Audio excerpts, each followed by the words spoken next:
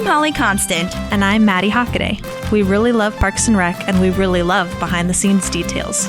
So we're researching everything from DVD extras like deleted scenes and commentaries, plus interviewing cast and crew who actually worked on the show. We also bring on guests and friends to geek out about everything parks. So join us, you tropical fish. This is literally the best Parks and Rec rewatch podcast. We're your park pals. There's a park and some pals, and there's also therapy too. Okay. Hello, everyone. Welcome to Park Pals. Thank you so much. We're finally on Citizen Knope, and today we have a special treat. We have our lovely Erin Thomas. Hi. Thank you. Which is so funny, actually, because I was thinking about this. So Madi is also on the podcast, obviously, and I've lived with her in college, and now I'm doing a podcast with you, who I also lived with in college. Yes, roommates. Yes, roommate podcast. Oh my God, yes. Erin is an amazing musician, first of all, but also you are a writer, and I'm so excited. You have things published. Also, send me some links to, if you want to, you can send me some links to like things that have been published or anything, and I can put them in the show notes for people to read. Okay. Also tag your Instagram and everything so that people can follow you for when you are releasing things, because you're writing a novel now. You have a bunch of short stories published, and I just want everyone to know how famous you are.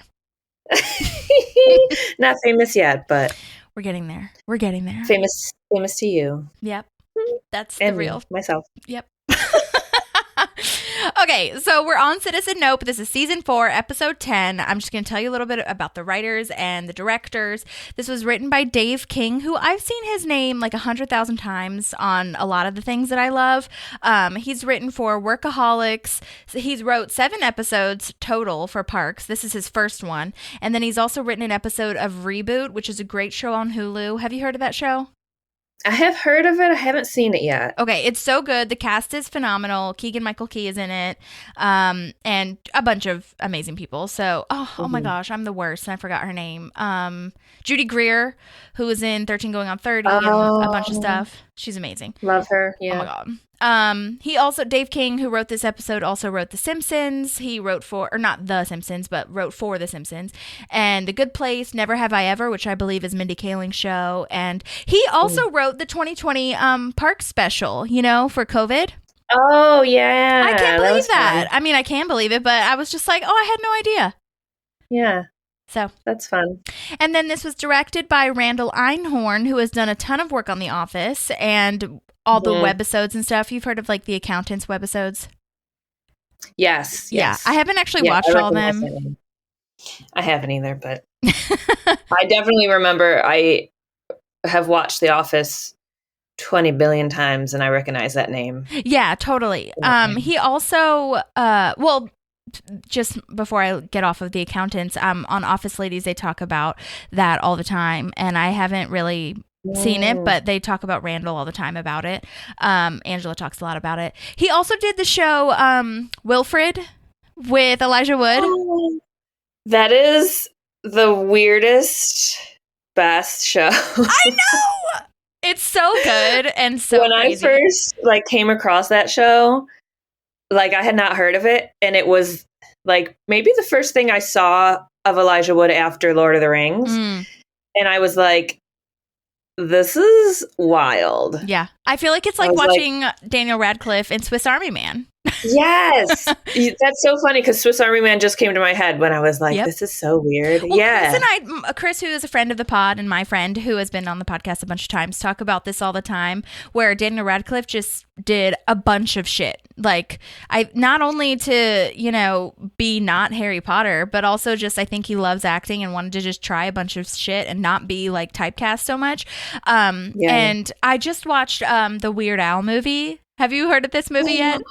I've seen it. Oh, you've seen it? Okay. Isn't it so good? It's so funny. It's so funny, so good, so weird. Funny. What a cast. Speaking of The Office, Rainn Wilson is in it. Yep.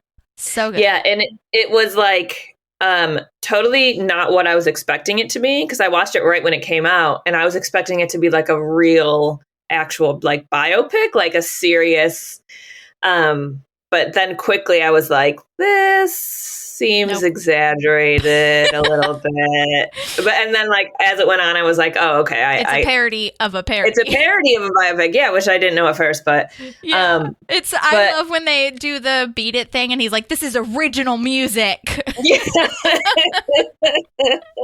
Michael Jackson copying me. Yeah. Oh my God. Oh my gosh. Anyway, okay, so that has nothing to do with parks, but at the same time, who cares? So great show with Wilfred, but he also, Randall Einhorn also directed some Modern Family, a lot of Always Sunny, and he's a huge part of Abbott Elementary, which is a great show too. It's a lot of the same people from The Office on that show, and I hope it can come back soon. Again, we're still on the strike, and by the time this comes out, hopefully it will be over, but I can't stop talking about it because I'm so fucking annoyed, but whatever.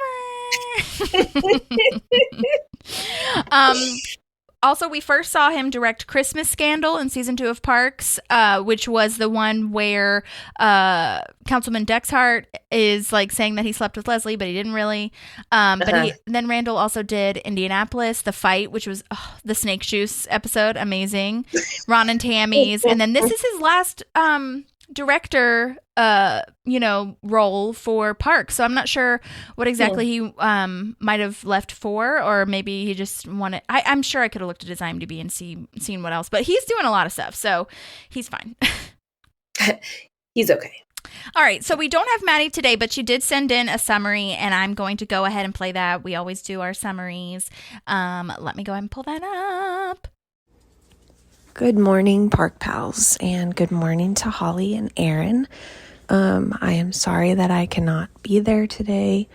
The best way I can put it is that I am failing at self-care. So, before we get to a summary PSA, to those of you that struggle with self-care, listen to your body, because I am paying for it today. So, I will give you a summary. We have Citizen Leslie Knope, or Citizen Knope, rather. Okay, I lost my note. Okay, here we go. Leslie and Ben are coming off of dealing with coming clean from their relationship. While Leslie is suspended for 2 weeks, she struggles to keep away from government work and takes it upon herself to get involved as a citizen. Ben begins looking at what kind of career he could have outside of the government, and the Parks Department, plus Anne, put together the best and most thoughtful Christmas gift Leslie will ever receive. Yay. Love it. Yes. Love you, Maddie, and take care of yourself. Maddie's pregnant, by the way, as a friendly reminder. Did you know that, Erin? I don't know if I did. Okay. I did. Yay. Yay. So her body, but even if you're not pregnant, I mean, self-care is always important. So thank you for that information. She also sent in some notes, so I'll play that a little bit later. But I just want to go ahead and get started with my notes, our notes, and then I'll add in. But this episode was actually rated by a lot of online things at the time, saying it was one of the best Christmas TV episodes ever, mostly because of the gifts and like the wonderful friendship that's shown. Also, the decorations are like top tier, so I think that I agree with that.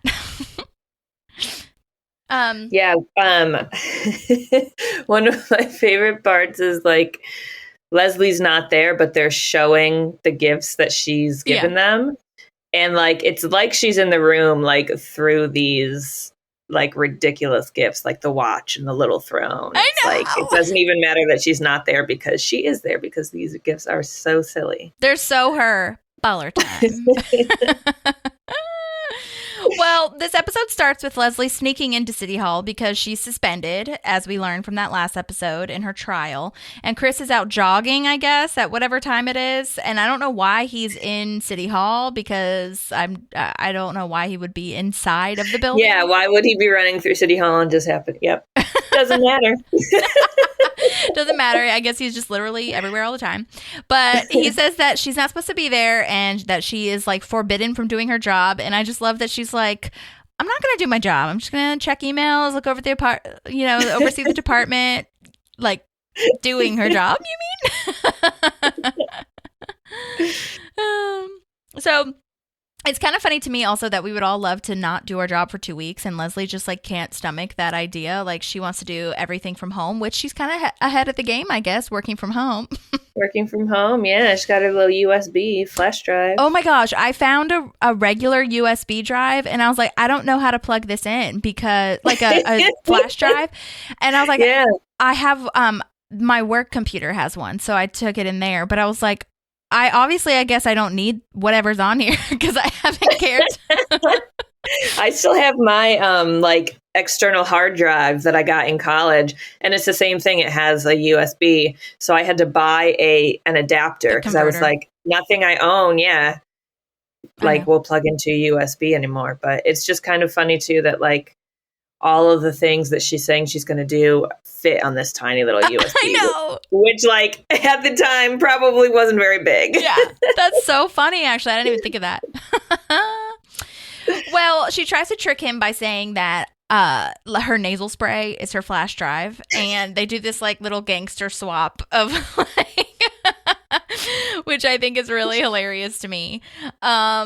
Give me the nasal spray. I just love the way she says that. And then she grabs it, and he jumps over the chair that she threw over or whatever. But these cold opens are getting much shorter. They used to be much longer, and I feel like now they're being really short because I guess we have so much in the episode left to cover. Maybe that's it. Yeah, that's probably it. So. Especially this episode was like jam-packed. Mm-hmm. Yeah. I felt from like start to finish. So yeah, can't waste too much time with Chris running in the middle of the night. It's true. And I know you guys, well, they have heard it. You haven't heard it because I haven't been posting these, but we've been talking about how Chris is kind of annoying.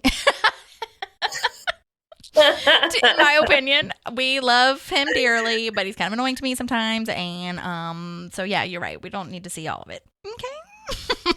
Yeah, I can see that. I feel like there are still a lot of I think some of his like looks to the camera are like the funniest in the show, but I think there are definitely moments when it's like overdoing it with like his health like craze and just being so optimistic. I understand that's like his point is being optimistic, but yeah, I mean that's his whole MO. I get it. No, I get why they do it, and Rob Lowe does a great job of playing that because he is that. So I totally get it. Yeah. Okay, well, now they're at JJ's, and Leslie is saying how nice it is to sit and have breakfast together in public. And it is. I mean, we've been waiting for this forever. It's so nice to see this. Don't you think? I like how they go, their first public outing is to JJ's, obviously. That's true. They didn't even have like a fancy place to go out. That is so funny. Yeah. Like to celebrate. No, they just go to JJ's. But I mean, fitting. Very character driven. Yeah.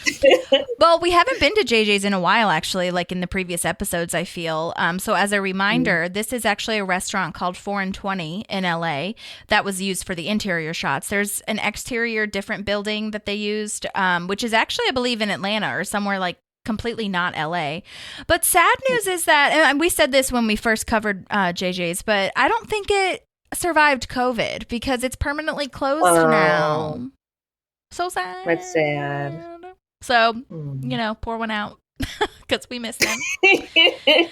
But anyway, she says the point of like all of this and being suspended is to keep yourself busy. And she's making Salgar. And she says that would be good on butterscotch pudding. But I thought about it, and I think that actually has a great use for a lot of things. Like I thought about chocolate has salted caramel, or like salted anything. You know what I mean? Yes, sweet and salty is like it's very much a thing. Super popular. I feel like you could put it, I mean, like on pretzels, popcorn. On pretzels, I feel like I only like pretzels these days, like dipped in chocolate, which is sugar. Oh, love that. Yeah, I feel like Ben is a little bit quick to say, what would you ever use that for? Like, Ben, anything. Literally anything. Literally anything. But so she's saying that she has a meeting with her advisors and that she has he has an interview for a job. And I love this. Like, maybe don't say resigned in disgrace like so many times when you're interviewing for jobs.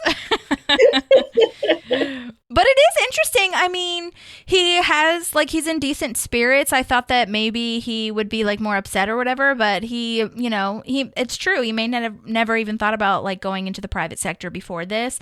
And it is true also, like, I don't know. I just think it's, like, really interesting that he's branching out. And because he never, like we said, when one door closes, another door opens. You know what I mean?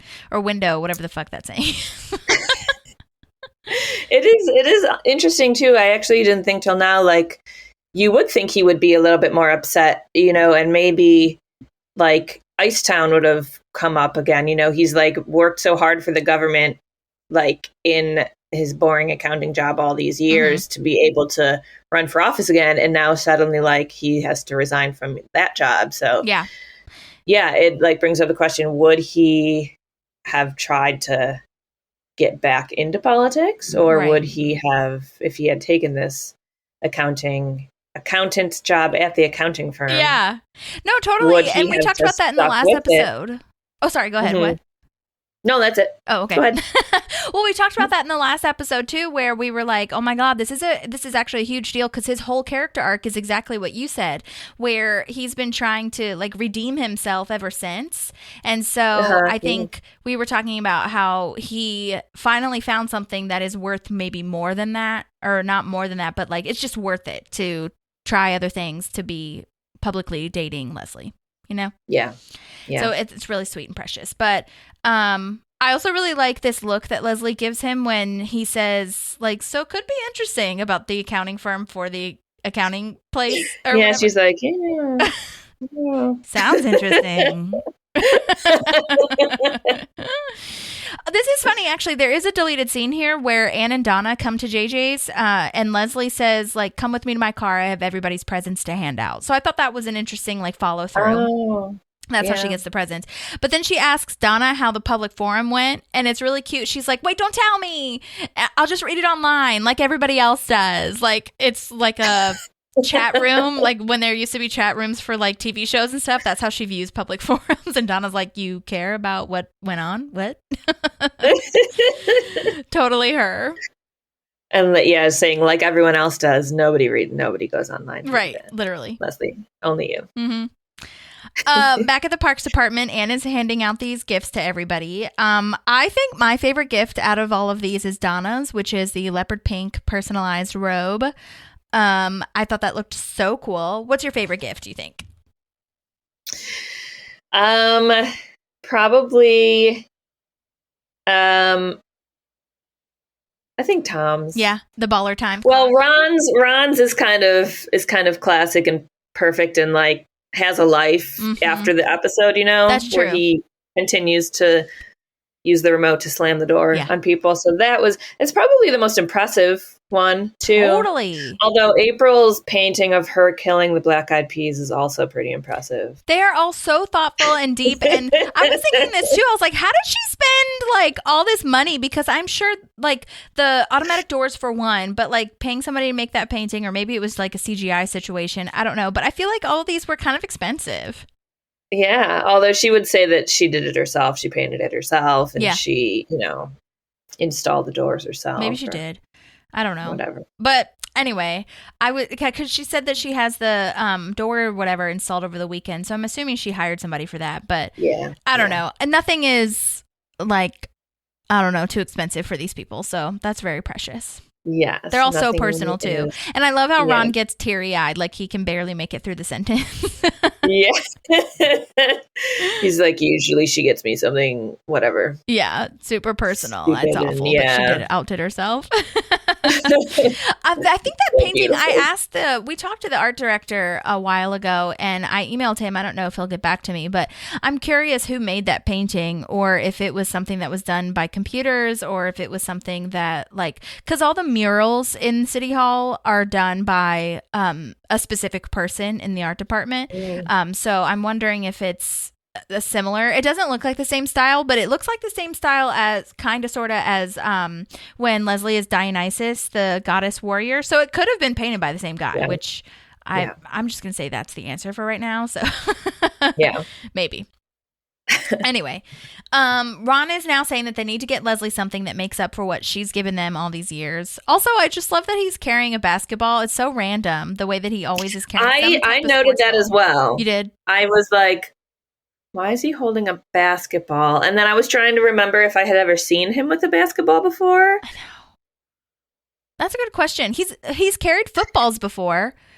But I feel like that you can throw to people. I guess you could do basketball too, but football seems more like acceptable to throw around in the office. Not really, but kind of. Yeah. Like, why would he have a basketball in the office? Yeah. Yeah, I questioned that as well. That's funny. But they just had him. Jerry got socks, which I think is hilarious because they are brown, tan, like nasty color. Totally Jerry. She gets me. All right. Well, Leslie is now getting holiday gifts for the team. Our friend Johnny Sneed comes back. I have a Johnny Sneed appreciation moment. First of all, we talked to him. We already talked about this. We talked to him on an episode, a full interview, and that was a great episode. But I just want to say, every time I message him, he is so kind and so precious and so like generous in giving me information. Even if he doesn't remember it, he'll be like, "Oh, I'm sorry, I actually don't know. I'm not sure." And it's just so sweet. He's on a commercial right now, I think for Verizon or Samsung, or maybe they're in tandem. I don't know. He's on a commercial right now, so congratulations to him. But I just love it because, this isn't a paid podcast, even for me. I don't get paid to do this, so I don't expect actors to always understand that this is just a fun jaunt down memory lane. And so I just love that Johnny is like really willing to talk to me. But I sent him an email and he actually called me and I wasn't able to answer my phone. I called him back afterwards, but he left a voicemail and I was like, "Can I please play this voicemail on the podcast?" He was like, "Yeah, sure, whatever." So I'm going to play it right now. Yay. Hello, Holly and all the Parks Pals podcast world out there. Did I say that right?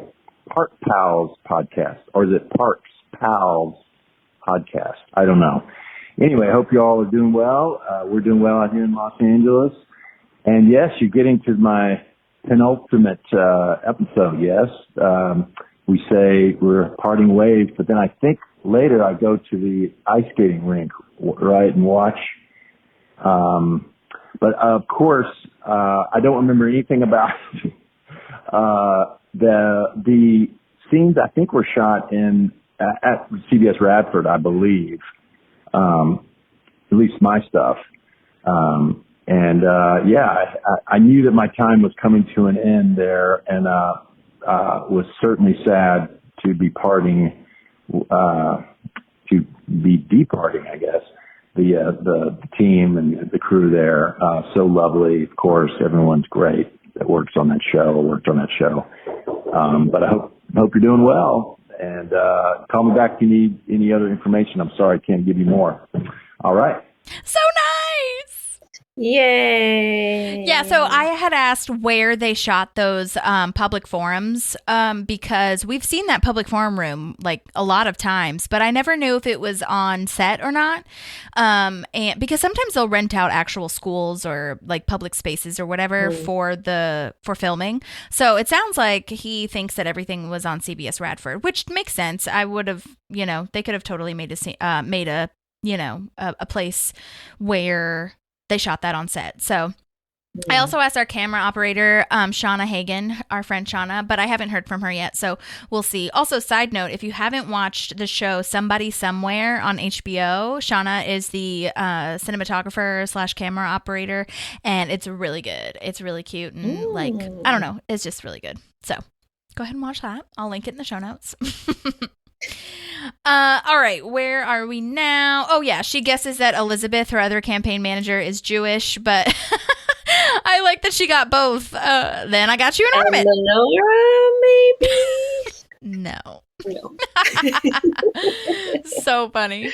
But they are saying they're working on figuring out how this incident has affected the campaign. They tell her to sit tight, relax, take a beat, and obviously that is so not what Leslie does. I mean, Leslie is like planning everything, in light of all this. She's like, what the F do I do? And she's like, let's go. A + B = C and all these things. And they're just like, no, let's just wait. And she's like freaked out by that.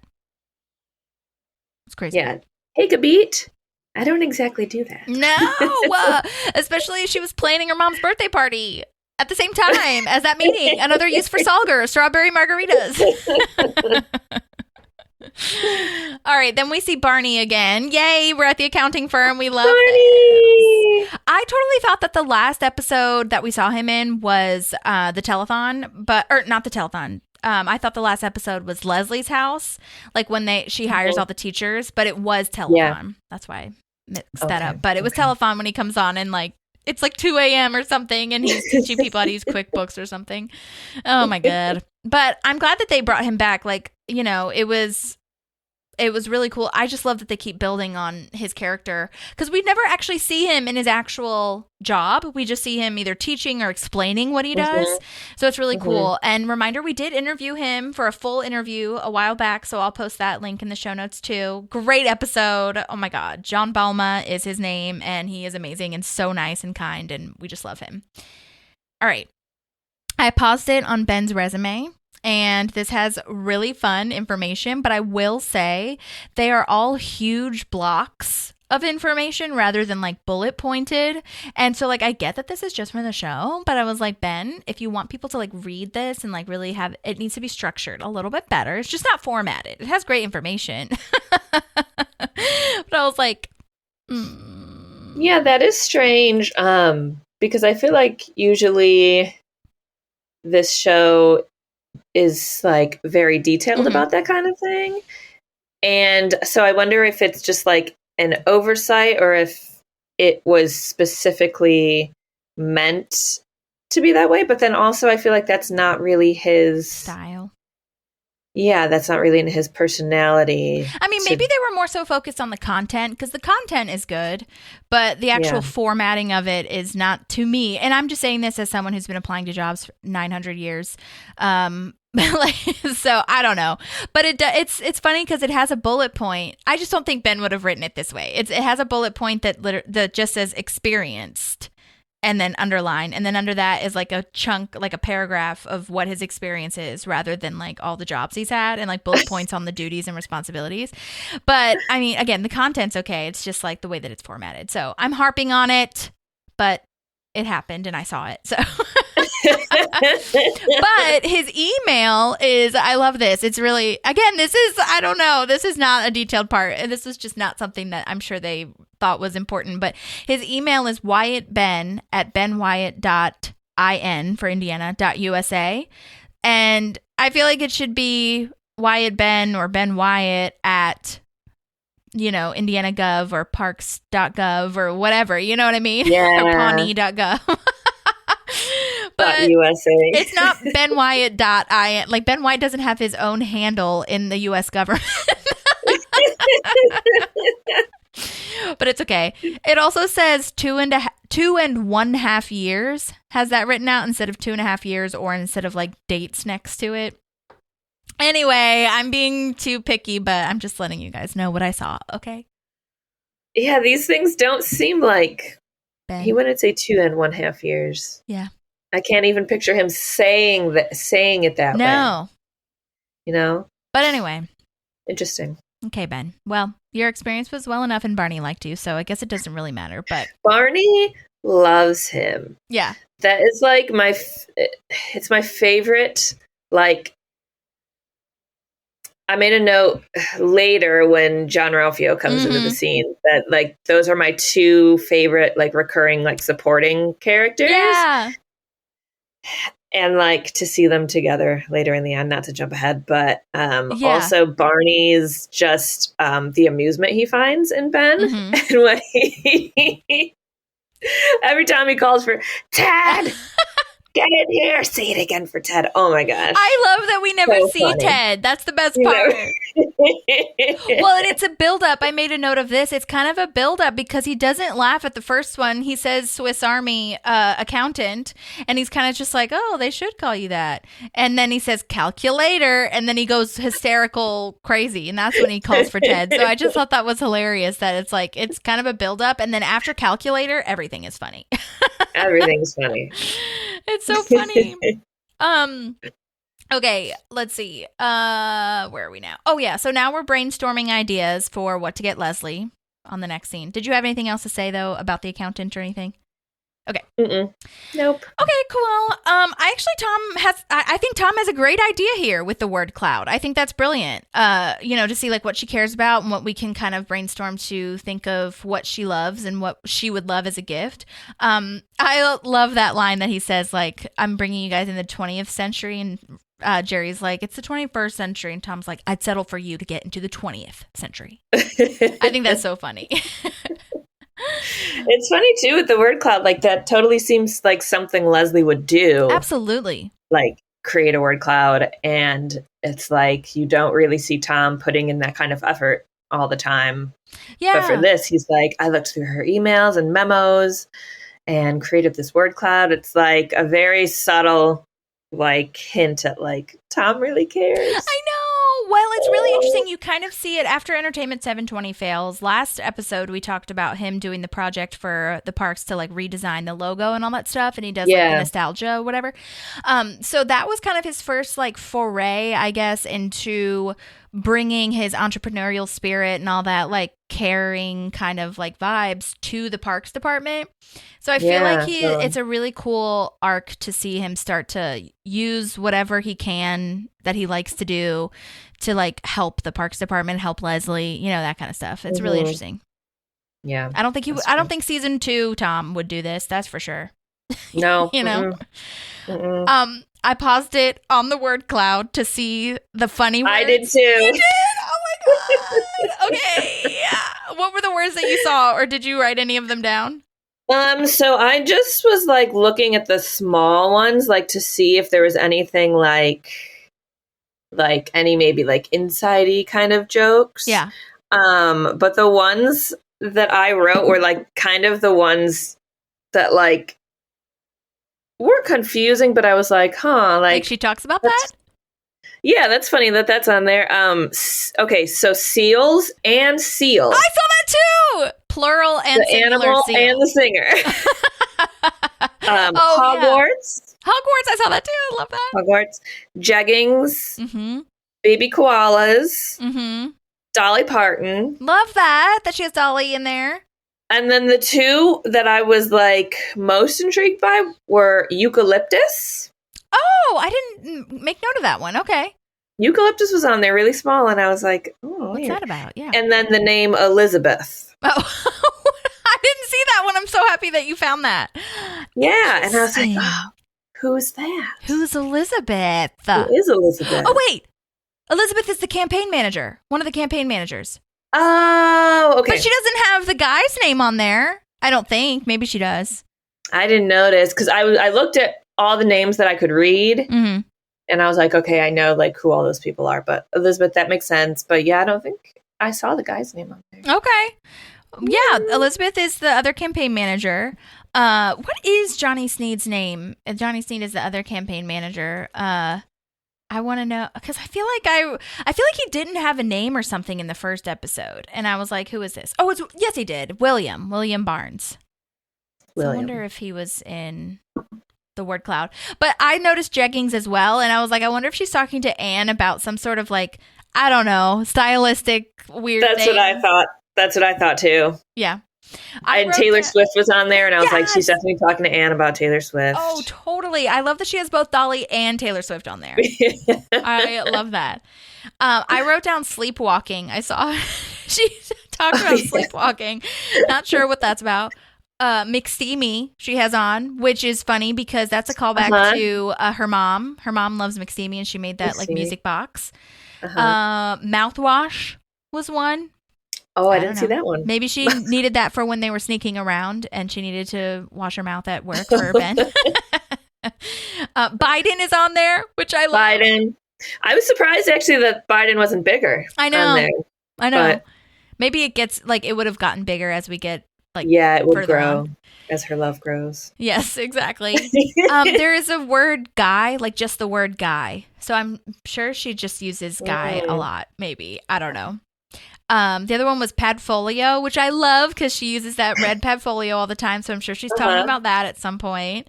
I I saw a possum in there, which is a good That's callback. awesome. Love Okay. that. Yeah. And then Wildflower, which I don't know, that could be anything. Wildflower is the Tom Petty album, and they use American Girl during Harvest Festival. So not that that's the same record, but I was like, does someone love Tom Petty on the Parks crew? And they just decided to put that in. But Wildflower and Eucalyptics could also go together. So I wondered if Wildflower isn't her favorite mural Wildflowers, Ooh. but I don't know if have they said that? Yeah, they have. That's They like have? when Ben and Leslie first talk Oh yeah, that's during true. the burger competition.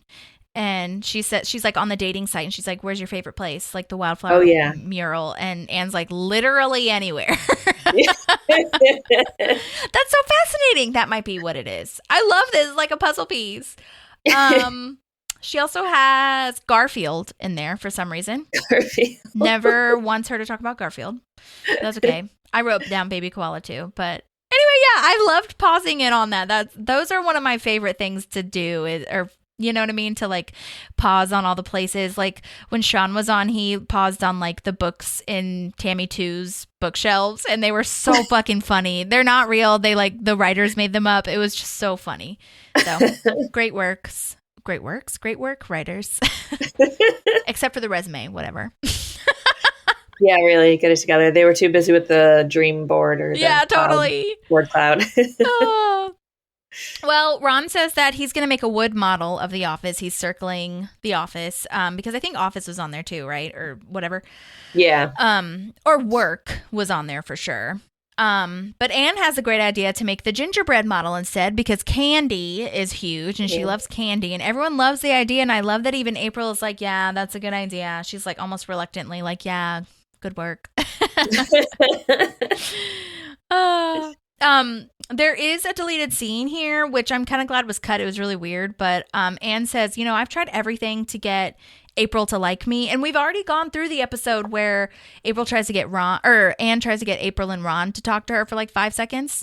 And so she hugs April really like awkwardly and is like, I just want to get April to like me, blah, blah, blah. And it's like this super awkward moment. And I'm just like, why Not does about April- you two. Not about this right now. Right, but also like, why does Anne care so much? Yeah. I just don't, like, get it. I mean, If I were Anne, I'd be like, that girl's a bitch. Like, I don't care. If or she like, likes I me. don't know. Also, Like, she's 21 years old, and you're a grown woman. Why do you need validation from a 20-year-old? yeah, it's really weird. Like, but I'm not mad about the like the scenes where where she tries to get Ron and April to talk to her because it ends up being kind of funny and stuff. But I'm just like, why are you still trying, baby girl? It's okay. Who even cares? You know what I mean? But Yeah, April, I think that was a good call to cut that because it's like, it's not about that. this is, that's not why you're doing this. You're doing it for Leslie. You're not doing this to make April like you. Yeah, and April's like frozen during the hug, and it's like really awkward. So I was like, okay.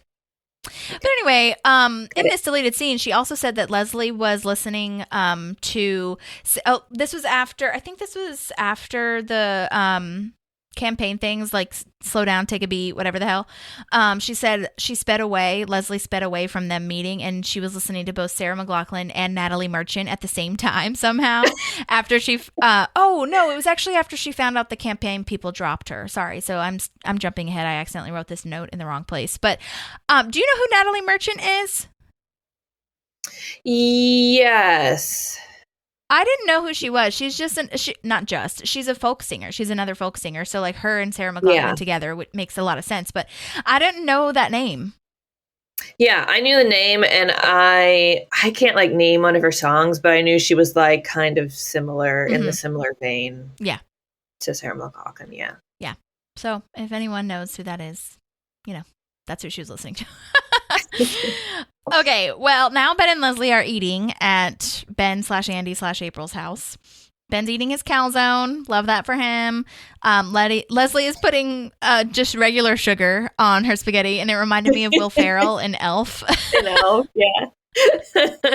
I love those wine glasses, by the way. This is not funny. I just was noticing the wine glasses, and they're like those big red wine glasses, and I thought they looked so good. Like, very classy. Oh, I didn't notice them. Love it. I want those. Fancy. I wonder they're hard if to keep, I feel. They're what? They're hard to keep, I feel, because they're really thin. So, like, they're easy to break.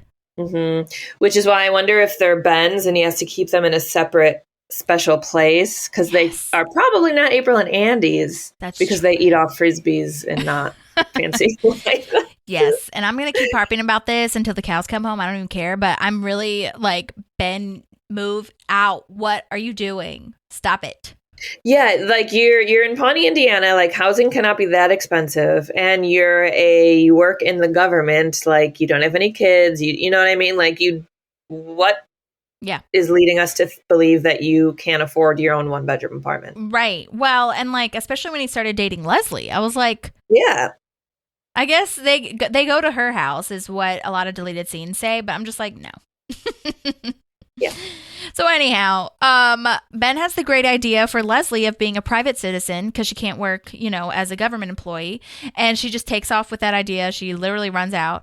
I just love this so freaking much. I feel like they're complimenting each other so well as a couple, giving each other advice. Like she tells Ben to keep looking if he doesn't like that accounting job or because he says that line about like, oh, the carpet wasn't great either. Yeah. Like kind of making excuses. Exactly. And I just think it's really wonderful to see because we've been waiting for this moment. We know they complement each other both like on a personal level, but professionally it's just so lovely to see how they really inspire and motivate each other. Yeah, and it's interesting like that she kind of is unable to follow her own advice to Ben too. It's like she's telling him not to like rush into anything and it's okay to like take a step back. Basically, she's telling him what her advisors told her is like, relax, take a step back. Like, it's okay to, wait, not be working right now. And she's unable to do it, but she's telling Ben, like, it's okay. Like, if you don't love this job, like, just keep looking and like find another one. She's not encouraging him to like get right back on the horse and jump in. Like, you have to be working. That's interesting. I never thought of it that way. Yeah. So it's kind of like, she is able to see the value in like, pausing to reflect on life choices, but she's just like unable to do it herself. But totally. That's interesting. She's like letting Ben do it, which is cute. Yeah. That is cute. I like it. Yeah. I also like, did you notice that there was a candle in the beer bottle as like there's No, I didn't. It's so funny. And then after Leslie leaves, April and Andy are like waiting to finish her leftovers, and I'm just like, oh my god, y'all are crazy. And Andy takes a bite. He goes, tastes like Fruit Loops. Yeah, exactly. Oh my god. Okay. Leslie is now holding her first citizen action committee, and they are called the Parks Committee of Pawnee, or the PCP, which I love. That's so smart and stupid and funny. I love it. The sign outside the door even says that. It even says PCP meeting at like 3 p.m. or whatever. Love it. Also, there's a deleted scene here where Leslie goes to the Parks Department and is like, oh, hello, I have a citizen complaint. Like she goes to the front desk or whatever as a citizen. And April's like, well, if you have a problem, just attend the city forum tonight, which I think is interesting. This episode cut a lot of things that like didn't actually need to be said necessarily, but like you see how it happened. So that's probably why they cut it. Like, that's why they're going to the public forum where Donna and Jerry are leading it. So it's interesting. But back to her, meeting or whatever, the PCP, it actually, to me, like, I don't know, as a citizen that's trying to be more involved in politics lately, like, it actually is a great turnout for that. For like the smaller town, there's a lot of people on that committee. You know what I mean? Yeah. And especially for like a first meeting. And like, yeah, people just hear PCP. And like, even though the woman says like, we should probably change the name, but like still all these people showed up. Right. It would have been funny maybe like, especially because there is a sign outside to like have someone mistakenly be there, like as like a PCP for a drug buyer or something. Or like, hey, I heard y'all have PCP here.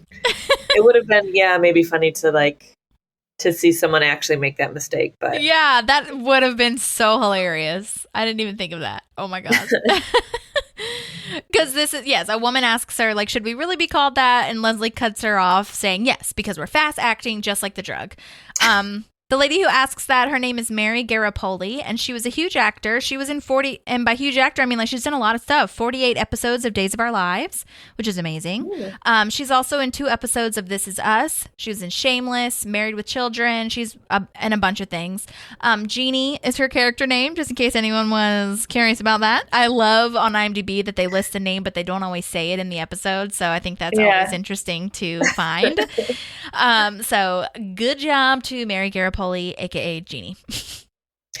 And this is where Leslie's asking, what do you want to see fixed in the parks? And this lady says the bike path could be fixed, and she wants to start a letter writing campaign.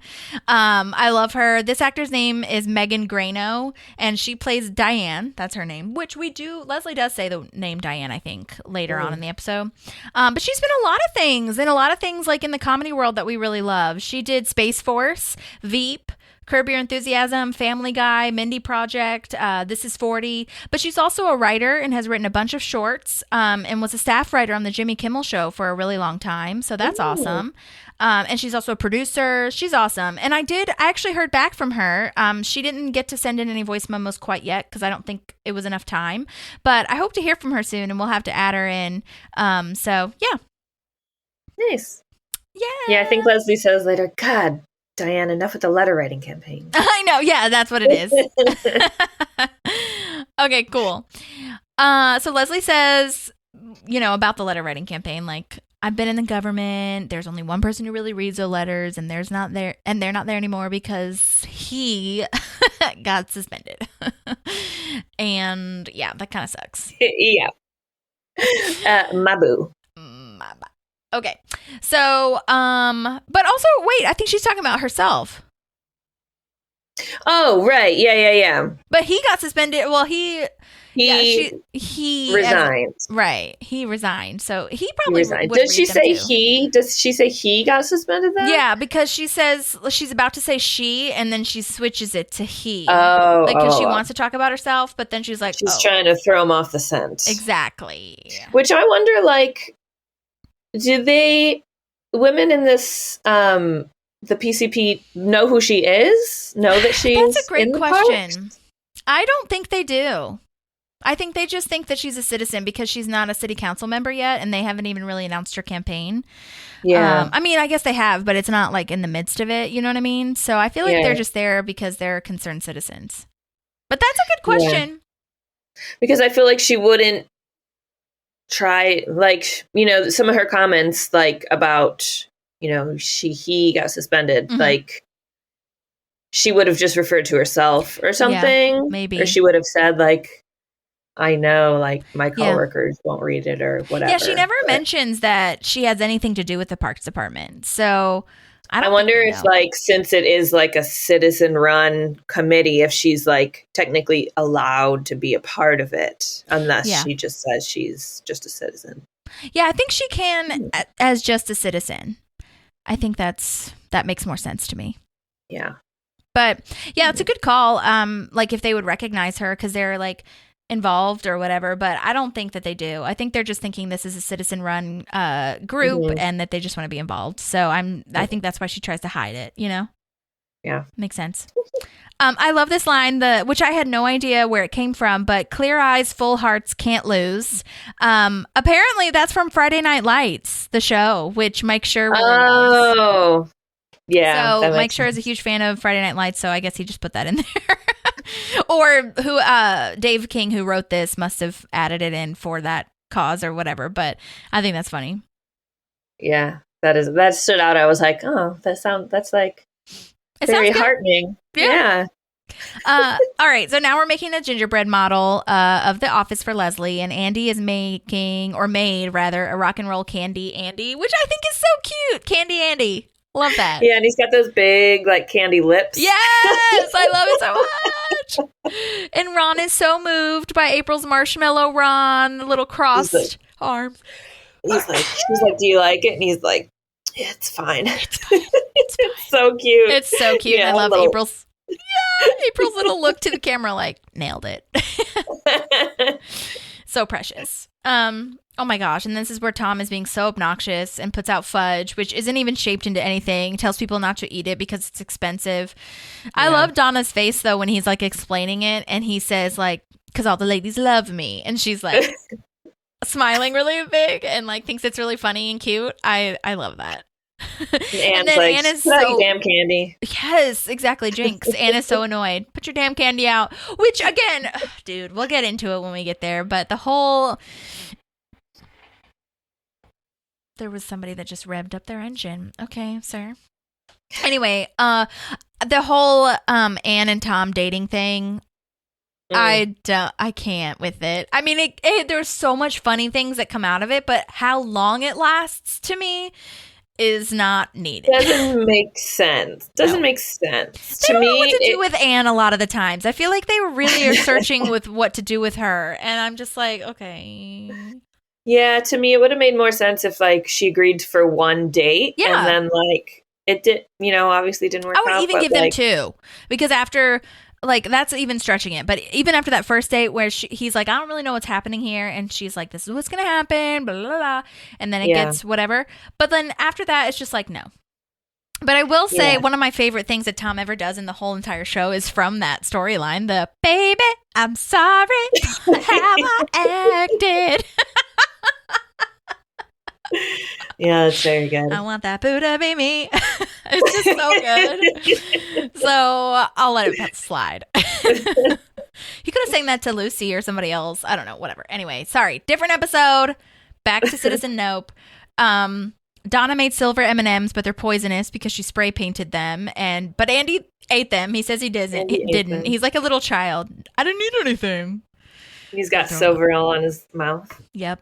Oh my God. I do wonder what they used to put on his mouth. Like, is there a silver like lipstick or something? I'm sure the makeup department has something. Probably. And like they make all different like edible glitter like for decorating cakes and stuff. Oh yeah. So it could have been something like that. That's a good call. Okay, well, now Ben is interviewing at Dennis Feinstein's office. Another star. How great to be building this up, because the last time we saw him was when Tom presented his scent, his nasty, gross scent to him at the Snake Hole Lounge. Dennis is played by Jason Mantzoukas, who most of you should already know. And if you don't, he's amazing. Everyone knows him from Big Mouth, which is Nick Kroll and John Mulaney's show. But he's also, he's been in like 800,000 things. So he also does a podcast with June Diane Raphael and Paul Scheer, who are married and also who have both been on Parks.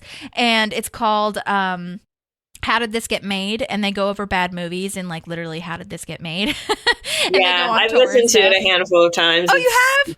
Uh-huh. Okay. Yeah, I'm a huge Jason Mantzoukas fan. And he and who was the other guy? Scheer? Paul Scheer. Mm-hmm. Paul Scheer were on The League together. Yes, exactly. For a long time, which I'm a big fan of. So with one of the Duplass Jason brothers. Mantzoukas is like one of those people I'm like very confusingly attracted to. Because he's so funny and loud, and he just like, I don't know, he does it for me. I love that. That's so funny. Oh my God. Do you watch Big Mouth? Or have you watched the first 2 seasons. Okay. And then just never. I love his character on Big Mouth. I think he's so good at it. He's so ridiculous. It's so ridiculous. I love it so much. It's wonderful. Apparently he was also in the movie The House, which is the movie with Amy Poehler and Will Ferrell, which, to be honest, I'll be honest with you, I haven't actually watched it. I haven't either. Yeah. But anyway, yeah, Jason Mantzoukas is awesome. And this is so funny and so awful, this scene. Like, we learn that his current CFO, Eddie, might be fired, but like he's still in the office while they're interviewing other people, and he has kids, so he'd lose money to support them. And oh my God, Dumb Eddie has 2 kids. And he's just sitting there like, oh my God, that guy's face is so sad. I tried to find him on IMDb, but I don't think I couldn't find him. Maybe he was cast as an extra or something, or he was like in the crew, but I could not find him. I really wanted to message him and be like, what was this like? But anyhow, All right. So Ben is horrified, obviously, and Den talks about paying $25,000. Which is that that might be in deleted scene? Deleted scene. Did you hear that about $25,000 to hunt people? To hunt people. That's in the episode. Okay, yeah. that's in the episode. Which comes back, who's the reason why I brought it up. Like, Tom talks about it in whatever episode that was, where he's like, I think that dude wants to hunt me. Oh, yeah. That dude wants to hunt me. Awful. And so this is also where I got convoluted. There is a deleted scene here where I don't know. I could totally see this as being improv or whatever, but it's like a 3-minute long effing scene about Dennis asking Ben to like do all these different things. And like the interview goes on for so much longer. He's like, smell some colognes. He's asking what his favorite smells is, saying all this random stuff about working there. And he has this scent called Blackout, which apparently is like illegal because it could cause you to black out. And then he also talks about how you can make sense out of like old memories of childhood, and like asks Ben what his worst memory is and how he could maybe potentially make it into a scent. And I was like, this is wild. And I could 100% see Jason Mantzoukas just like fucking around. You know what I mean? Yeah, that seems like improv. Yeah. Kind of stuff. That's funny. Totally. All right. Well, we are kind of like halfway through my notes, so I will go ahead and play Maddie's other voice memo, and I haven't actually listened to it, so I'm excited to see like what kind of maybe thoughts she has. Okay, here I go. Just a couple quick thoughts, because I was excited to record this episode. I do love this episode. Love the PCP committee. I think that's hilarious. I also love that you can buy a shirt, a PCP shirt. I also really wanted to point out just my love for these guest stars that we have. Dennis Feinstein always comes back, and he's such a great character. I mean, he's awful, but also wonderful at the same time. I also love his character in Brooklyn Nine-Nine, if anybody's seen him in that. He also has been in an episode of Leslie Knope's, Amy Poehler's new podcast, Dr. Sheila. And if you have not listened to that, it is pretty great. It's good for a quick car ride listen. We've really enjoyed listening to that and trying to guess who the guest stars are on that in our house. So also Barney. Barney is one of my favorites because he's just so heartfelt and wonderful. And I just am so glad that he keeps getting brought back throughout the seasons in such a positive light. And then the thought about the ending is that I really just love that we see all the people say, look how Leslie's really stood up for us, and how can we do that for her? And I just think it's beautiful. I love this episode. I love how it ends, especially with the sadness of Leslie thinking that she's lost this dream of hers and that it's going to take so much longer to get another chance. So I hope everybody enjoys the episode. I know that Erin and Holly are going to completely kill it and give you the best information and best analysis. And I hope to see you next time. Yay! Oh, that was a perfect time to play that because we just finished talking about Dennis. Yeah, I forgot that. I did see that online that you can buy a PCP shirt. You can pretty much buy anything you see on the show, like legitimately online. I have bought so many stupid stuff, and by stupid I mean like amazing and perfect. Like I literally bought Leslie's. Did I show you this, Erin? I bought Leslie's book that she wrote. Oh my gosh! It's a legitimate book that the Parks Department / the Parks crew, I should say, rather, wrote. Like, it's legitimate chapters and everything in here. Pictures of her eating waffles, like all the things. That's amazing. Incredible. And then when I buy all the DVDs because I like to see the deleted scenes and let you guys know. And then I got a what was it? A sticker that said Knope 2012. You can buy mugs. You can, the merch is gnarly. I don't know where I'm sure it all just goes to NBC, but I'm just saying you can get a lot of shit. But yeah, we'll talk about the ending like Maddie talked about. I loved it too. So beautiful. But yeah. Okay. Awesome. All right. Now we are at the public forum, and Jerry is asking if there's any more recommendations for games at the rec center. I think it's kind of hilarious and wild that this is a topic at the public forum of what games should be in the rec center. I know that it's like ways to improve the rec center, so like that's what the actual meeting is, but the fact that they're having like this discussion about the games makes me laugh. So, yeah, and I have a hard time like imagining. I mean, I know like it exists, like rec centers and like board games, but like I guess it's just like in this day and age, people like going to a rec center to play Yahtzee. Like, yeah, it is a real thing. I don't know where the Nashville one is. I should actually look that up. That would be a good research moment for me. But I remember we had a rec center, and maybe like you said, day and age, because I don't know. I'm not sure, like I'm not involved enough to know if there's like kids going there. I see a lot of kids at the library after school because I love going to the library, and but and I don't think they have games there, but they have computers, obviously, they can go in, and magazines and whatever, and they all have their own computers, so they can just use the Wi-Fi. But no, rec center, like when I was growing up, there was a rec center not in my hometown, but like 20 minutes away in another town, that all these parties would be rented out, or like they would rent it out for like birthday parties and things like that, and they would definitely have games in there and like game rooms or whatever.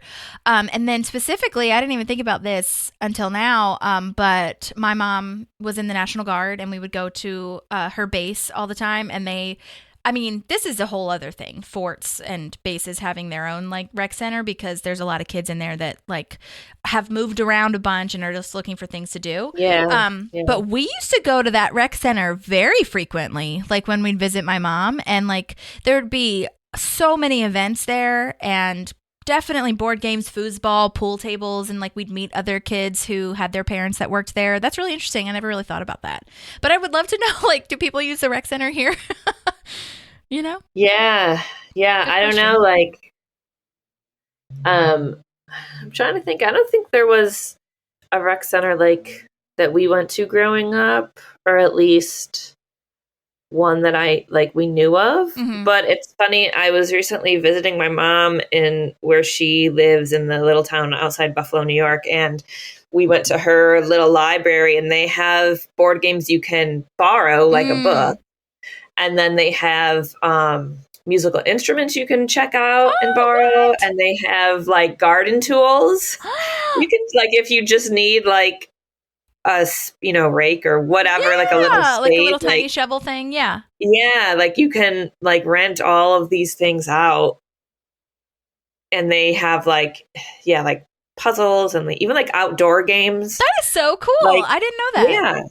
Yeah. And it's like that. I mean, it kind of seems like a rec center in that way, although you're renting it out and taking it with you. But it's like, but I feel like that's a very like community oriented thing, like that people use, Yeah, definitely. How fascinating. That's good to know.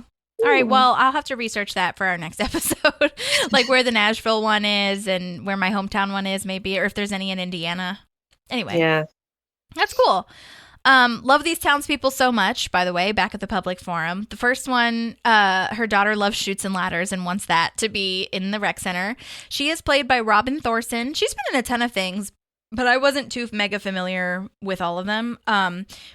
One was called V for Valhalla, which I've heard of. I think that's a newer show. I think that's on network TV, but obviously it's not right now because of the strike. Something called Kittens in a Cage, The Guild, which is a web series that she's actually won a Streamy for, which is a huge deal if you've won a Streamy. So great job to her. And then we see our friend who we got voice memos from last episode, and his first thing, the chanting guy. The chanting guy. Jeffrey Markle is his name. The first one was at, I believe, the Sweetums one, where he's like, ham and mayonnaise. I just love the way he pronounces mayonnaise. But I actually think this one might be up there for my favorite chant, even though it's so awful. Well, your daughter is an idiot about like Chutes and Ladders.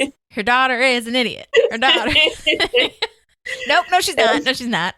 I feel like his chants progressively just get more and more ridiculous. I know, and I think I'm remembering this right when like it was scripted at first, but I think like they have told him before, like just make up something and like we'll see if it works kind of thing. So I'm not really sure which one this is, but that's so great. And reminder that Jeffrey, who plays this character, is a singer-songwriter as well. He's been in NCIS, Curb Your Enthusiasm, like a bunch of stuff. So good job, Jeffrey. Okay, now Leslie is talking, and this is where they have their PCP shirts. So precious. And Leslie, this is a tough one. This is where her character like compares something so minuscule to something so terrible. She has that line of not having Yahtzee in the community center is on par with human trafficking. And I'm just like, Leslie, stop it. Not acceptable. Can't say that. Can't say that. Again, this is also a sign of the times, I feel. I don't know if that would be allowed. Just like The Office. When I watch The Office now, I'm just like, this would not be a show. People would be so frustrated. Yeah, there are a lot of things in The Office that are like... Especially that first season, fuck. It's hard. Yeah. So. There are a lot of things. And then also like... I have learned a lot about like history and politics, like since I have watched Parks and Rec. And so going back now and like all the like real life politicians that get named or like, our guest stars, like, John McCain is in one of them. And like, he's a terrible, terrible person. John McCain? He's not terrible. He is. Yes, he. Well, he's R.I.P. He's dead now. But like, yeah, his whole history is like. But he was like a war victim. That's John McCain, right? That's the one. Yeah. And he's like was one of the Republicans in history. Maybe I need to read more, but he was one of the Republicans in history who actually like wanted to talk to Democrats instead of these ones now that are just like, fuck you, Democrats. You're a Democrat, so I hate you.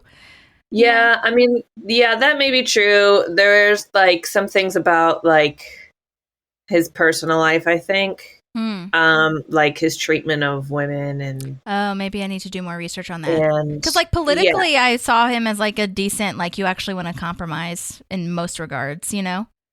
Yeah. Yeah, there's a great actually podcast episode of my favorite podcast, which is called The Dollop, which is a history podcast. That covers him like from birth till death. Yeah. And yeah. That is where it gets tricky. That's where like when you combine their personal lives with their outward life. And I think about this a lot with like artists and stuff, which it's not the same because politics is different. But I think about this a lot. You know, like, can I still like Johnny Depp? Can I still like Alec Baldwin? Like, you know what I mean? Like, they're all terrible, but like, do we like their art or do we like their politics and what they stand for? I don't fucking know. But if you're terrible to women, there's no excuse. Like, I'm not going to support that. But yeah, I need to do more research, I guess. Because I think that's why Leslie is like so taken / like into it, because he was one of the Republicans in the entirety of almost the whole world who was like willing to negotiate with Democrats. But I don't know like his story, so I'll have to listen to that podcast. Yeah, it's interesting. Kristen Klobuchar was also one of the ones that's like outside when she goes to DC, and she's awesome. And I think that I can't remember if she's in office right now, but yeah. And then Biden, obviously, we love that coming in. Love it. I can't wait for that episode to come in, and I'll contact Joe Biden's team. Just kidding. I don't know. Anyways, okay. So now we're talking about improvements to the rec center, or continuing that rather. And she says that she wants to take all of these concerns straight to Chris. And I'm confused on like what exactly she's taking to him. Like, is she taking that there should be Yahtzee in the parks, or is it just like, or in the rec center, or is it just I think it's the improvements that she wants to make to the rec center, I guess. And like whatever other demands. Yeah, it wasn't like totally clear to me. Like, I think she more than like focusing on one like very specific thing or a few specific things that like she's really passionate about. I think she's just more so looking for something to do and like maybe looking for a way to like a reason to like get back in the office and like get in front of her coworkers and like. So like if she has to go to Chris about Yahtzee or whatever, like she's gonna do it, like, because that's all she has her Padfolio, so I'm sure there's more than that. Yeah. She did say that's true. Okay, now this is like, because there's like, she has like a list or whatever that she's reading off, and that's why Jerry's like, this is just about the rec center. Okay, I get it. She's talking about ants or whatever too. Okay. Anyway, Diane wants to do another letter writing campaign, and I think this is the line that you had about, Diane, just stop it with the letter writing campaign. And the Chutes and Ladders lady wants to join. The numbers are growing. We love to see it. She wants them calling Chris's office every 15 minutes. At first, when I heard this, I was like, oh, she's going to say, like, I don't know, every other hour or something. And she says every 15 minutes. I was like, Leslie protesting along like his running route. Oh my God. Leslie. Yeah. That's like, you would think like she would know maybe he has more important things that he should be doing. And so like, maybe don't bother him with. Not good enough, as she says. Yeah. Also, I think about this next line that she has all the time when I'm trying to accomplish something. Like, I think about it so much more often than I should, because it's not a great line, but it says great as far as like self-care. But she's like, there's nothing we can't do if we work hard, never sleep, and shirk all our other responsibilities. Love it so much. Okay, well, now Ron is getting frustrated building this gingerbread man, and Andy is showing him how to do it. I am kind of confused, I guess, about how Ron can't do this. Like, I think it's because you have to be gentle with it as opposed to, like, roughing it, you know? Yeah, I was just going to say, I think it's probably just because he's so used to working, like, with actual tools and actual wood. And, like, yeah, he doesn't have the touch for, like, crafts. Yeah, and it's not fun to him either, which I think is probably a part of it, you know? Yeah. I don't know. Because it's not going to look, like, perfect, you know, because it's cookies and frosting. Right. And he wants everything to be, like, exact and measured and whatever. So he's just like, what's the point of this, basically? Yeah, totally. But, well, we decide, because he can't do that Ron's going to build something else and, like, do something more, like, you know, just better with his time, which we'll see a little bit later, and it looks really good. But now Leslie is meeting with Chris, and we're seeing this assistant, which we have seen before, Tammy Diadio. I'm going to say that's how you pronounce her name, but she was actually on another episode, and I like I said, I can't remember which one it was, but she's the one that brings Leslie in and says, like, your appointment is here. But a reminder that it's the bubble episode. I wrote it down. Of course I did. Anyway, she was in the bubble episode, the one where Nick Offerman or Ron has to sit in a little circle desk. Yeah. And anyhow, she is actually a production assistant on the actual show of Parks and Rec. So they brought her in, and they do this. They'll do this with The Office and with Parks. And I think a lot of shows actually will probably do it more often than you think, like where a lot of the crew gets to come on and like, even if it's just for one line or whatever. But I love that. She's the assistant to the producers on the show. So I love that. I don't think, like, production assistant is usually a PA, which is a different. I think she was. Well, I don't know. I want to contact her, but I haven't found her information. But like, I don't know if she's. I don't think she's a PA, which is like where you're handling casting and extras and like you're running around doing that, like getting coffee for people. Maybe she was. I would assume that assistant to the producers means something different, like more paperwork vibes, but. Either way, she worked with the producer, so we'll leave it at that. And she did great. We love her. Leslie's meeting with Chris as a concerned citizen, and he learns that she's the one that's like been organizing / all like been the one harassing him, bothering him. And he says out of respect for her, he'll meet with the group, but hopefully this ends the madness. And I just love this like back and forth of like prepare for battle, like see you in hell, and then she's really sweet. Like when she gives him the gift. Yeah, and here's a gift. And she tells him what it is. Like, here's a gift. It's a watch that syncs your whatever, your exercise, whatever. Yeah, with your Bluetooth. And it is so thoughtful. It's so him. And they even kiss on the cheek and everything. See you in hell. I'm trying to think if I've ever gotten like a really Leslie gift. Like a very thoughtful, like this is totally you gift. My mom gets me those gifts all the time. I would definitely say, like, she gives me gifts that like I've mentioned something in passing and then she'll just get it for me for my next like birthday or Christmas or whatever. Yeah. But I don't know if I've like received anything like that from like another Leslie in my life, even though my mom is a Leslie, that's for sure. But you know what I mean? What about you? Yeah. Can you think of anything, like any gifts?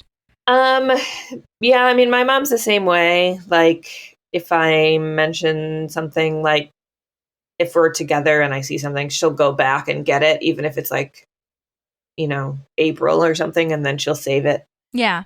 For Christmas. But, I know. Well, especially like Leslie makes a lot of these things. You know what I mean? Yeah. And so, I mean, I've definitely given plenty of like face gifts, like a pillow with a face on it, or like printed out a picture of us and made like a really cute frame or something like that. Like I've definitely done that, which is very Leslie. But yeah, that's fascinating. I wonder who thought of all these. I'm guessing Dave King, the writer, but I think it's perfect. Okay, well now Leslie's campaign managers are coming into her PCP meeting and have the saddest news ever. Oh, I like that. I like her line of like, okay, enough about me. But then she goes straight to herself again, where she says, what are my polling numbers? AKA like, okay, back to me. And I also love that she thinks when she says it, when they say that she's polling at 1%, like she's guessing the numbers and she's like 100%. Oh my God, what?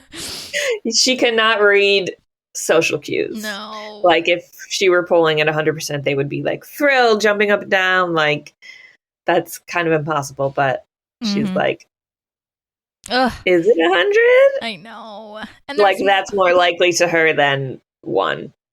Absolutely. Yeah, totally. She's totally taken aback by this and like could not even fathom this idea. And they are saying there's no way to spin this. Like they just can't move forward. They have to let her go as a candidate, which is awful. And Leslie tries to spin it because she's a really good spinner, but she like positive attitude. I love that. The metal milkshake line, like, you know, 1% is the last part of the milkshake. And she's like already organizing. She's ready to go. She's like, okay, so how do we fight this? Like back to the campaign meeting, like, you know, what do we do to combat what's happening and what can we plan? And she's just like, we can't do it. There's no coming back from that. And I just love this too, that line where she's like, oh yeah, like you're so pure and chaste. You two are clearly sleeping together and Elizabeth is gay. Which is the second time that she's misidentified her in this episode. Where she thinks she's Jewish, and then the first one was more inclusive. Well, then never mind.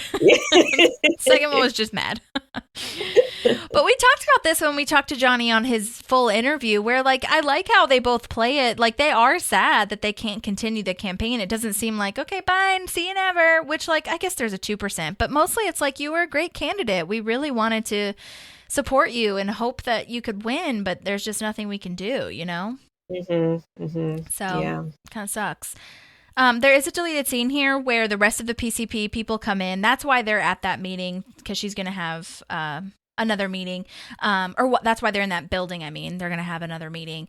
And Leslie is like, the meeting's canceled, everyone go home, like everything's pointless. Remember when she got recalled and she like comes in with burgers and like a big old thing? That's kind of how she was acting. She was like laying on her side and like just like everything's pointless, nothing's worth it. And fun fact, Gary, the one who in the episode where Ron is interviewing people to take over Tom's position, they like a bunch of people come in to be interviewed. There was a guy named Gary who said he's from Gary, Indiana, who was the accountant of the show in real life. He actually makes an appearance in this deleted scene as a member of the PCP. And I was like, oh my God. I love that he came back, and I love that his real name is Gary. It's so funny. Okay, so we've gotten the bad news, and now we're back at JJ's with Anne and Leslie, and Anne asks, like, can you find new advisors? What can you do? But no one wants her. And I love this show of friendship here. Anne is like, you know, this will pass too. Like, you can tell me every day how much it sucks, but you'll get through this. And Leslie's just super bummed because she was really looking forward to the new job, even though, you know, she really loves her old job. It's sad. Yeah. And, you know, it's she definitely is bummed. Like, she falls over in her booth, but then still says, "Don't eat my pickles. Don't eat my pickles, Anne. Don't touch my pickles, Anne." I love that. But really, it's like, if you think about it, like, this is a really, like, low point for her character. And if you look at it on paper, it's like she is not allowed to do her day job, which she lives for. And now this dream of hers has been crushed. And on paper, she should be like spiraling into a really dark place, but all she does is just like slump over. That's so she's bummed, but it's just like, you can't imagine Leslie like as really, going into like a depression like most people would. It's just like shows her unshakable optimism that like, because you feel like even in the back of her head, even as she's like being bummed and complaining about it, she's still kind of like trying to figure out like, how can we fix this? Yeah. But I do love that they show that, like you said, it's not like a major depression, but they show that she's just like really upset. And that's really important. But also, I don't know if they did this on purpose, but this is a really good arc, I guess, because I think that the biggest depression that she has is when she gets recalled, like I was talking about. Yeah, definitely. And she's like, it's that we haven't seen her that low before. So I think that's really fascinating to me. And then they even have that line in that episode where she's like, she won't be down for long, Yeah. And she comes back from it. And it's also interesting too, because that is so fascinating actually, because I'm thinking of all the moments when she was down and how she just doesn't stay down long. But she does get down. And I think that's really important to show. Like the time I'm thinking right now of when she tries to figure out her next idea after Harvest Festival and she can't do it. And she's like spiraling. And Ron's finally like, shut the fuck up, go in this room with all these cats. And then she gets up and has all these ideas. So that's really a good, I guess, observation of her character as Leslie. Like she can go down, which is really important, but she won't be down for long. Wow. Go Leslie. Okay, but we're still in the depression era, so okay. She'll come back. Which most people, that's also fascinating. It's always because of the people that are around her. She always comes back up because of the people that have supported her. Oh, yeah. Beautiful. It's always like she's always helping and supporting and doing things for other people, and she's usually doesn't need anybody's help. But then when in those very rare moments when she does need help, it's like that's what brings her back. Wow, beautiful. So special. Okay, well, less special. John Raphael comes back and runs into J Shot, aka Ben, and he's getting a Brazilian wax. Great character choice for him. But even though it's like so silly and stupid and perfect, John Ralphio speaks some wisdom and says, like, use the time that you've been given to go after some sort of passion and try something new, because that's how John Ralphio has been living his whole life, which, to be honest, like, I mean, is you got to have a balance, which I think Ben would have more of a balance because John Ralphio is a fucking trust fund. But regardless, if you can try to go after something that you're passionate or can try to like explore other options, try it. I think that's really important. Also, I love what he says, model trains, toy Gandalfs, probably. And John Raphael says he got all this information from his waxer. Like, he gave her good advice. If you don't love what you do, why do it? Why do it? Yeah. I also thought it was a like uncharacteristically like wise and sweet moment from John Ralphio. However, I was thinking about the very last scene where he goes in he apparently interviewed and was offered the job at the accounting firm. And then I thought, was he just encouraging Ben to not take this job because he automatically thought, oh, here's an open job, maybe like I can get this job? Like, was he just trying to trick Ben in dropping out of the race for this job? Because, like, was he either being genuine and trying to be nice, or was he that sneaky and that quick to hear like, oh, there's a job available? Like, I think it's the first you one. shouldn't do it. You think he was being? I think he was being genuine, and then he realized after the fact, oh, I guess there's a job open. Maybe I should try. And I think where I thought you were going with this was like, why is he going to do an accounting job and not take his own advice of like doing something that he loves or whatever? Because obviously John Ralphio doesn't love that. However, John Ralphio is just being John Ralphio, and I think he loves fucking around and just like seeing what the hell happens next. So I feel like that is his whole MO, and like, you know, so he is having fun and loving what he's doing regardless. But I don't know. In my opinion, I think he was being genuine at first, and then like after was just like, maybe I'll try for this and dick around. What do you think? Yeah. Do you think he was being sneaky? I think he was being sneaky. I think, I don't know. I don't know if it was just don't like, see John Ralphio being smart enough to pull that off, but that's also just my opinion. yeah, that's true. He needs that's literally true. everyone else to like think of ideas for him. Well, it's like, it reminded me of the, when Lucy comes to the party? When Lucy shows up, Yeah. and then Tom mistakenly thinks that he invited her for him, but then he goes, I was trying to hit that. But he didn't know. That's the thing. Like, he wasn't smart enough to be like... Yeah, he forgot. Yeah. Right. You know, he just like was stupid. And so, I don't know. I wonder if... Yeah. I'll have to figure out Dave King, the writer of this episode's information. I can't find it anywhere. And ask him what he thinks, sir. Yeah. Was John Ralphio being sweet and wise, or was he trying to open up a job for himself? Yeah.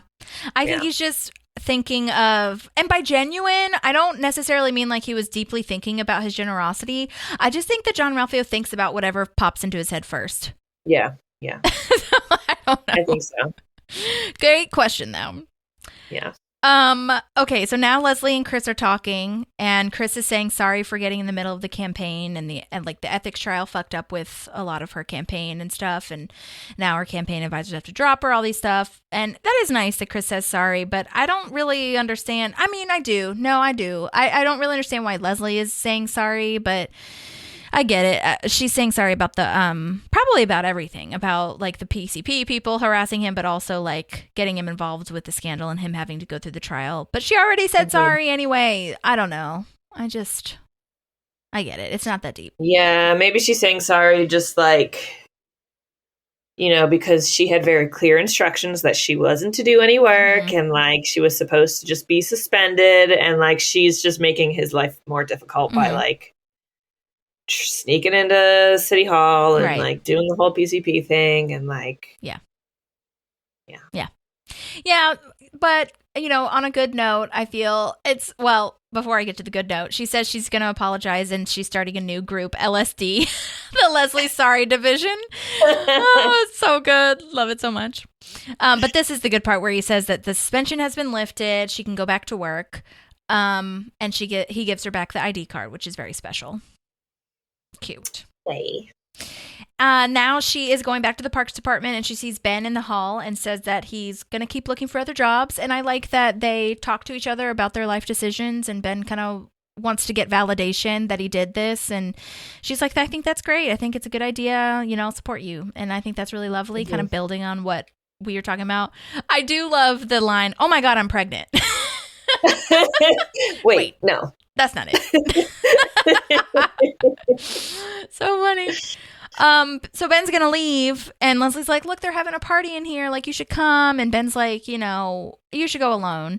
And in my head, I think when I first watched this, I was like, why? But now I kind of understand, or at least, well, I don't know if it was meant this way, but I took it as like they want to separate, or he wants to separate himself from the campaign, and he knows what the party is going to be. At least I in my head, I think that somebody told him what they were doing, and he wants to separate himself from the campaign because of the scandal and everything. I think that might be why. I don't know. Yeah, I think you're right. Because I was also like, it's obvious that like he knows like what's up, Yeah, and I think he knows. Look. Yeah, he knows it's more than just like they made her special presents. Yeah. But yeah, it's not like immediately obvious why he doesn't go in with her. But I think you're right, because like then in later episodes, like during the campaign, he is saying that he's poison to the campaign and right. But all he they're needs to stay away. And all they're talking about inside is the campaign, so I could see why he doesn't want to go inside. Yeah. But this gingerbread house, like office rendition thing or whatever, is so massive. It looks so good. They did such a good job. I'm guessing that would be the art department. I would assume, I'm going to say, I tried to find out, but I'm going to say it's real gingerbread. But it could, maybe half of it wasn't. I don't know. But it looks so good. I'm really impressed. Yeah, I mean, I don't know what else it would be unless it was like, yeah, I mean, it looks like real. Yeah. I mean, they're really good at making anything out of like cardboard and stuff. So like even real cakes are sometimes made out of cardboard on TV sets. So I don't know, but I'm saying it's real. Yeah, it's real. And then Ron is explaining he can't make a gingerbread house, so he made a wooden city council with Leslie, Leslie, by the way, which is so cute. And it's the sweetest little scene ever when they say that they're going to be the campaign team. They all have such beautiful jobs and job positions, how each of them are going to specifically help. Jerry has no idea what's going on, which I think is so funny. It's like silence when it gets to Jerry.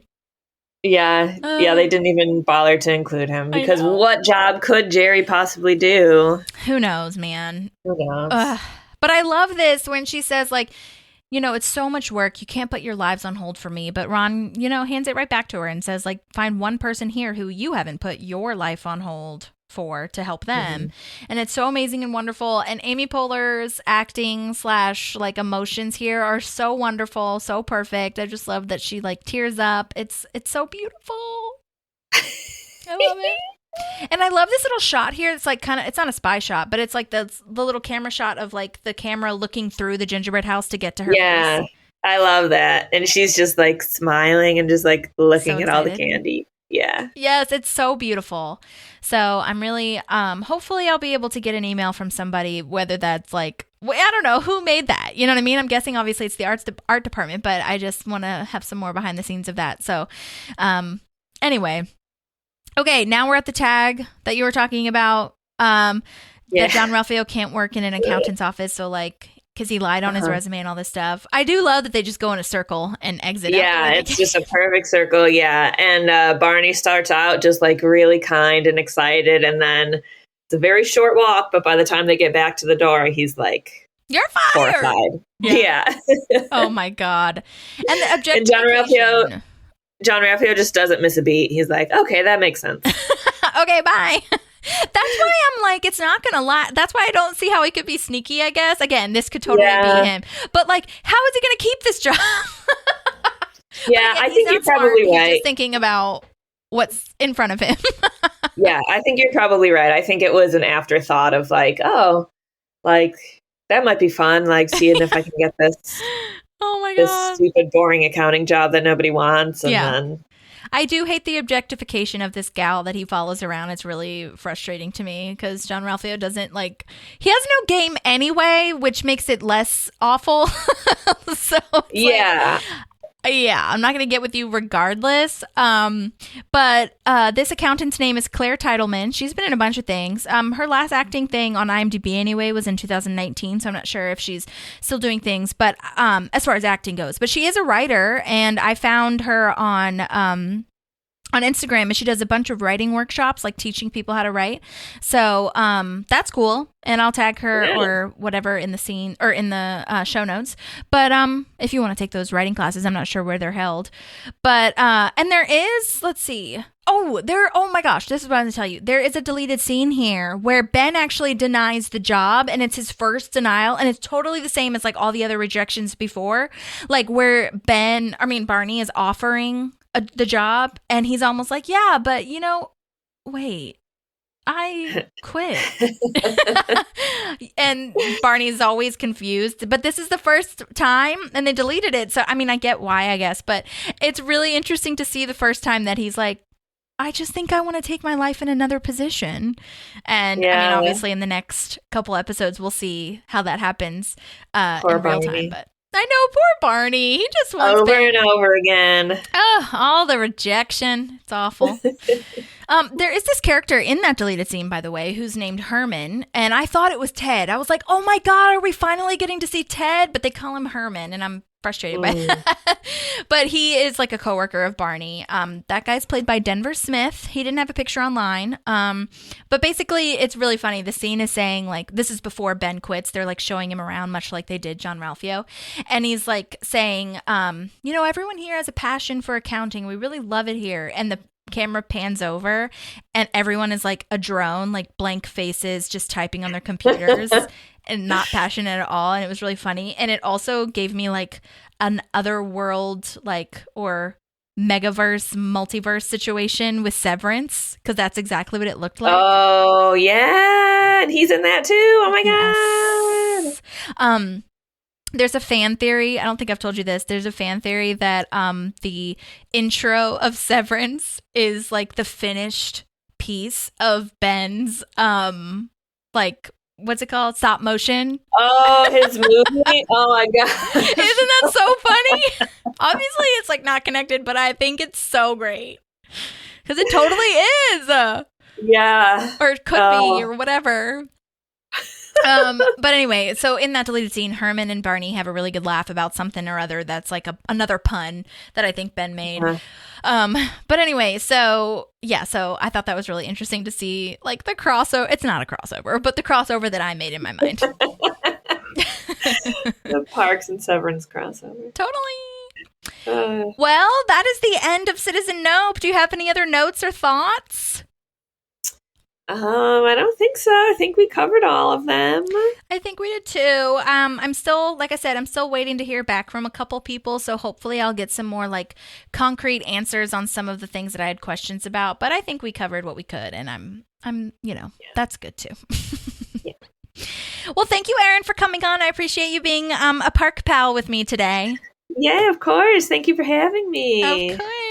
I will post all of the information where we can find Erin and read all of her stories and everything. And you can contact me if you have any other questions. But we will see you next week. And don't forget to rate and review the episode because that really helps us out. And we'll talk to you soon. Yes. Okay, bye. Bye. There's a park and some pals, and there's also therapy too.